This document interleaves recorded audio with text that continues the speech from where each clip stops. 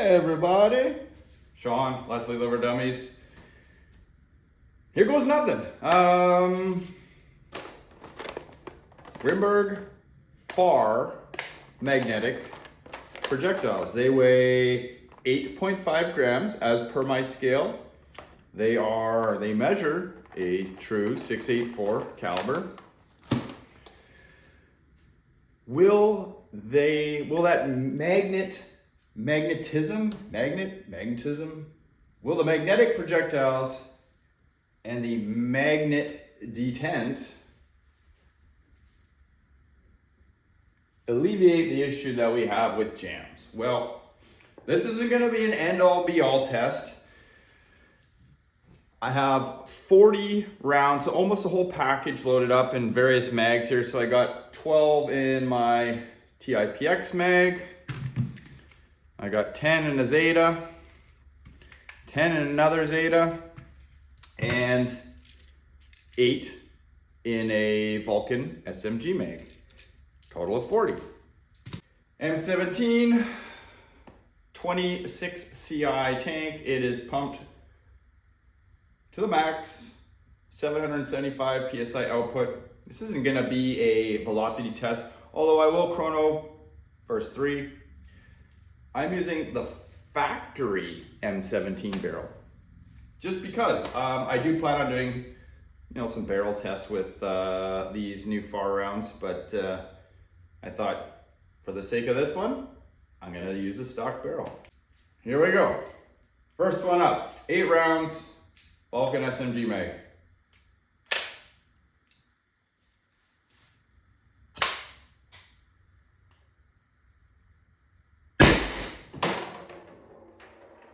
$346. Remember, these are 8.5 grams.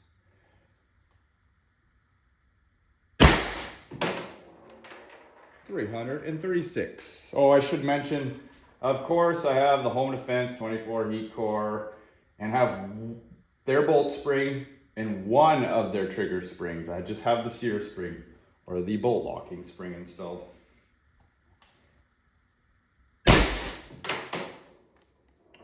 $350. All right. Now, let's see. Can I get through the rest of these magazines? Hopefully I don't disturb the neighborhood.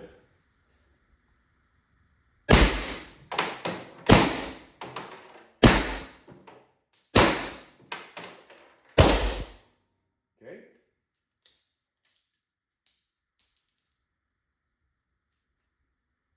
Well, it shot them all. Actually, I don't know if I broke that. That was the little spring-loaded tip in the end of the magazine there. I think it just got torn out with the air pressure. But it did fire all 8 with the magnet, so the magnet is drawing them up. Instead of having that ball on deck, you are getting all balls on deck.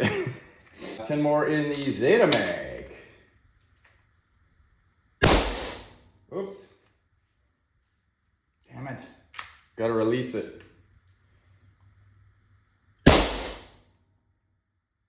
What am I doing wrong here? I think I screwed up when I didn't release it the first time. So let's just call that a do-over. So 10 rounds. What happened there? Because I didn't release it, the air pressure flipped that round and it stayed locked in the mag. It didn't actually release into the breech, so that's my fault. So this time, they are released. That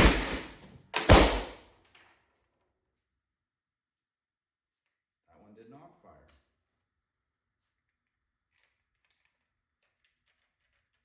The mag relocked. Look at this. So it's not that it jammed. That is exactly what happened with this magazine. I've been shooting with these for quite some time and I haven't had that problem.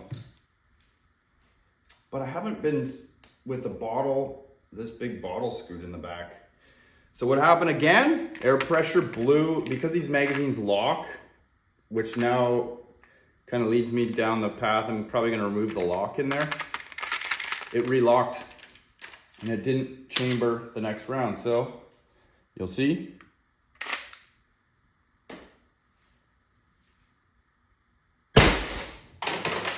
I'm just gonna check. It locked again.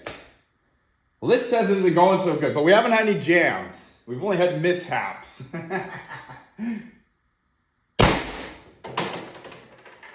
Okay, try it one more time. I think it locked that time. No, it didn't. Okay, good. Wish I had more TIPX mags because these do not lock. Well, these mine don't because the locks are removed in the TIPX mags.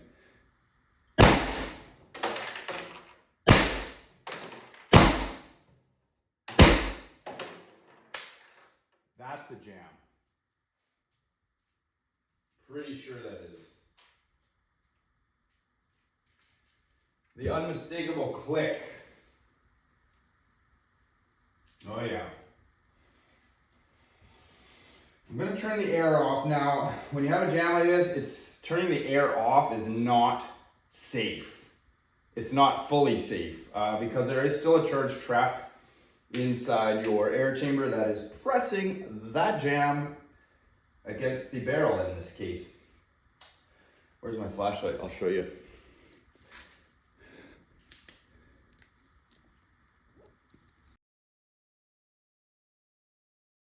There you can see it. The bolt's jammed it sideways. Now, this could just be related to the mags bouncing. So because I don't have a degasser on this, I'm just gonna have to undo the bottle. Just gonna skip to the TIPX mag. So every time I'm firing, I can literally hear all the rounds like springing down, spring down, spring down. Okay, so bottle's off. Now I should be able to just release there. And hopefully the jam comes out. Now, this might create another problem in that when you get a jam, the magnet is going to hang on to it. So getting it out might not be as easy.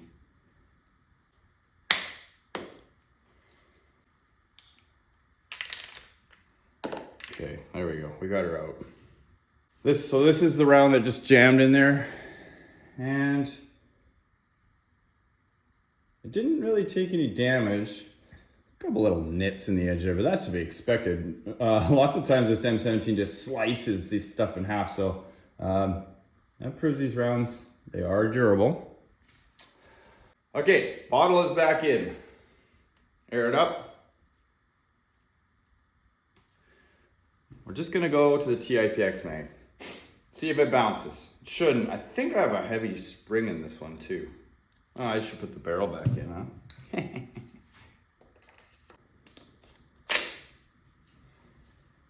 TIPX mag. I think we're gonna jam again. It's not looking so good for those magnets. No. Oh my god. Oh. I had the air off. Guys, this is not going so good.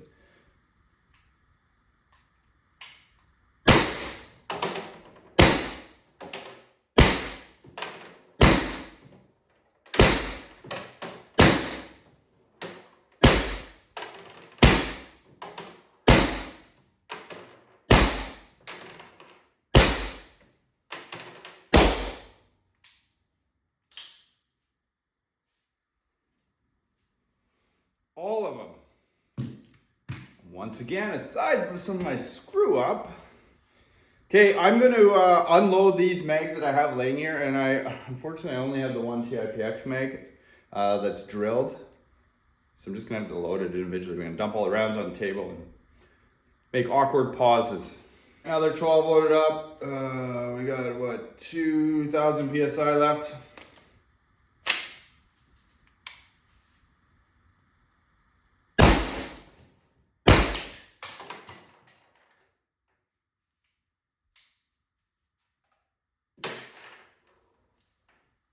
I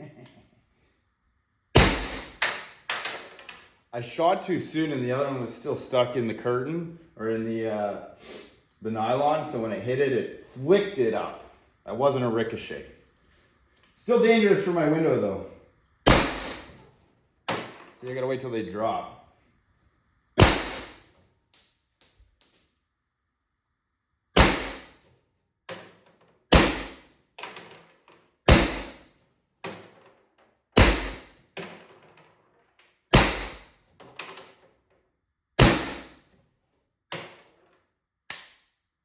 Damn it, we're going so good. That's a jam.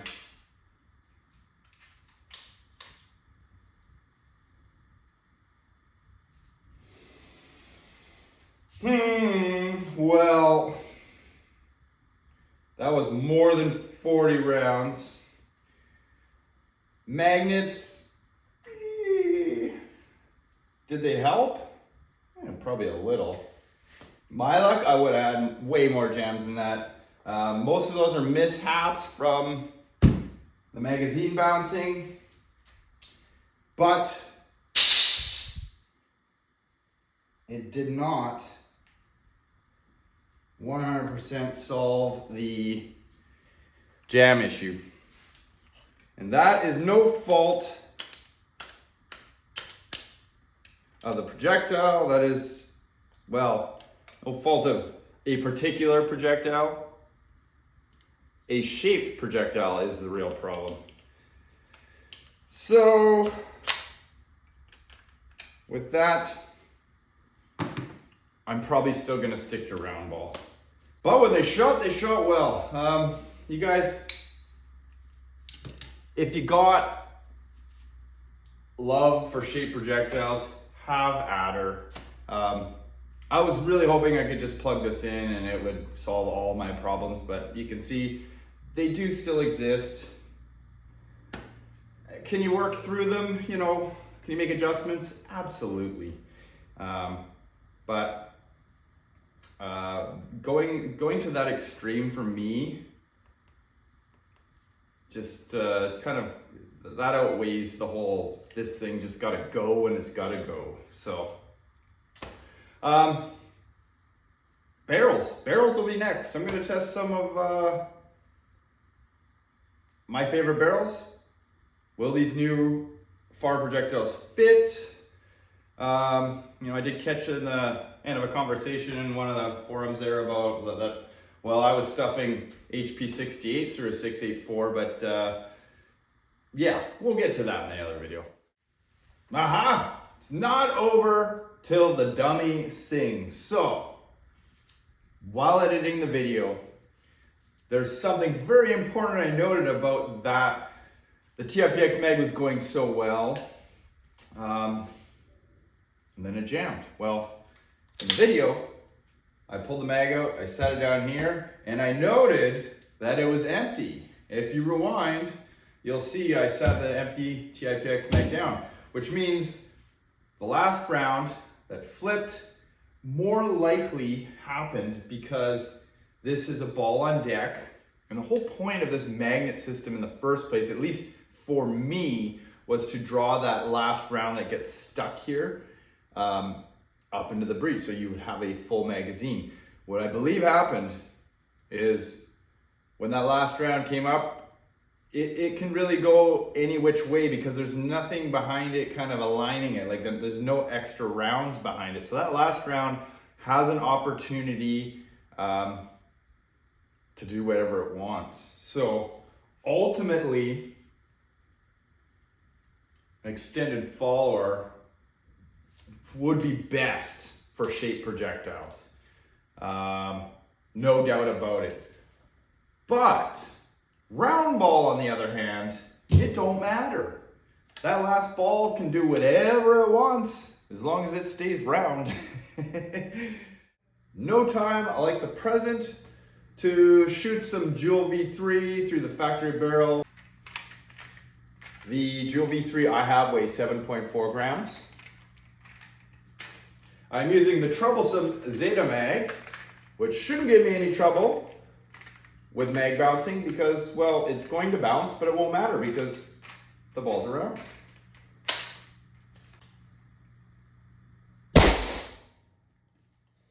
But it'll still give me trouble if you don't release the follower.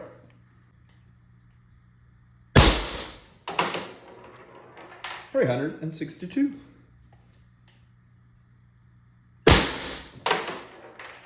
$358.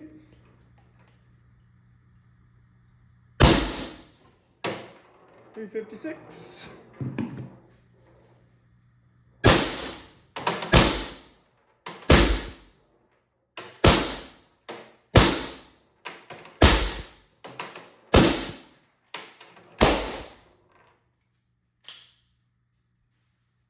No problem with roundaball. As expected, shape projectile outperformed the roundball, and well, the shape just tends to catch more air. It plugs up that barrel a little bit better. Factory barrel isn't probably optimally sized for either of those projectiles, but I had to do it. And as you saw, 362 is a tops with the Julv3 round ball, which was like 44 joules, 45 joules. Tops with the FAR was 47 joules, so 3 joules difference. Deal breaker? Not really.